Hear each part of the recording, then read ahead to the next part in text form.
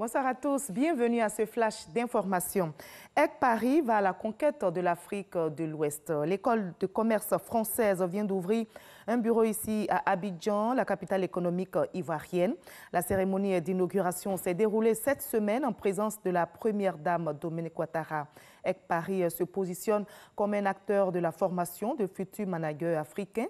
L'école veut par ailleurs contribuer au développement des compétences des cadres et accompagner les talents du continent.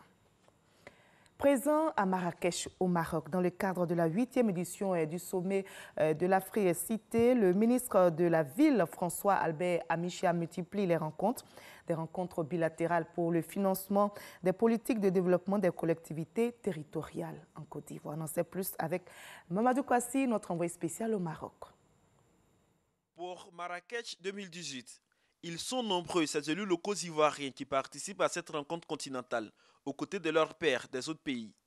Ici, le quotidien de ces élus, maires et présidents des régions, accompagnés des experts ivoiriens en décentralisation, est fait de colloques, panels, ateliers et de rencontres bilatérales. Le ministre de la Ville, François Albert Amicha, profite de ce salon pour échanger avec des partenaires au développement, mais aussi avec les autorités en charge du développement local. C'est le cas avec les responsables marocains et le directeur de City Alliance spécialisé dans la lutte contre les bidonvilles, structure qui envisage s'installer à Abidjan. Le ministre Albert François Amicha a également échangé avec le secrétaire d'État auprès du ministère de l'Europe et des Affaires étrangères de la France. La France aujourd'hui, à travers l'Agence française de développement, est naturellement très mobilisée pour être aux côtés des collectivités locales du continent, naturellement des ministères concernés. Et donc nous avons regardé ensemble quelles étaient les priorités du ministère de la Ville. Et naturellement nous allons travailler d'ici la prochaine venue en France de Monsieur le Ministre pour pouvoir mettre en face de ces attentes, de ces besoins, également une expertise française qui puisse contribuer à ce ministère de mission. Le ministre de la Ville a félicité le secrétaire d'État français pour son engagement et celui de son gouvernement à soutenir la Côte d'Ivoire à relever ce défi. Déjà, il y a beaucoup de portes qui s'ouvrent, il y a des perspectives. Je crois qu'il est important. Maintenant, nos équipes respectives vont travailler sur la préparation de ces entretiens.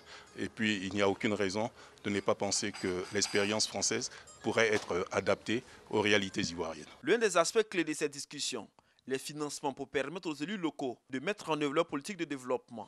Tout ceci pour le bien-être des populations. Et toujours dans l'actualité sur le continent, des membres présumés du groupe islamiste nigérien Boko Haram ont enlevé dans la nuit d'hier à aujourd'hui une dizaine de jeunes filles dans plusieurs villages du sud-est du Niger, près de la frontière avec le Nigeria. Ce nouveau rapt intervient après le massacre dans la nuit de mercredi à jeudi de 8 civils d'une équipe de foreurs et techniciens de Forasco dans le village de Toumou par des hommes de Boko Haram.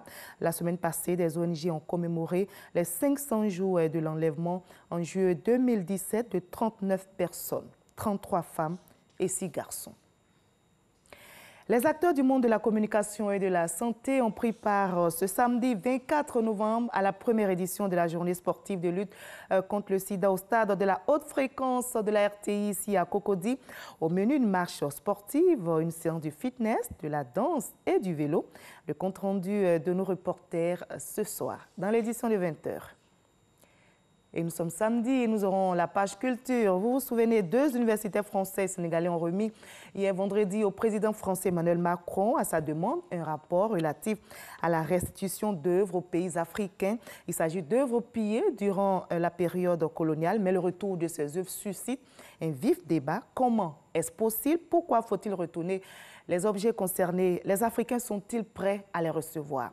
Pour en discuter, nous recevrons dans la page culture de ce samedi Madame Sylvie Memel-Kassi. Elle est la directrice du musée des civilisations de Côte d'Ivoire. On se retrouve à 20h à la grande édition. À tout à l'heure.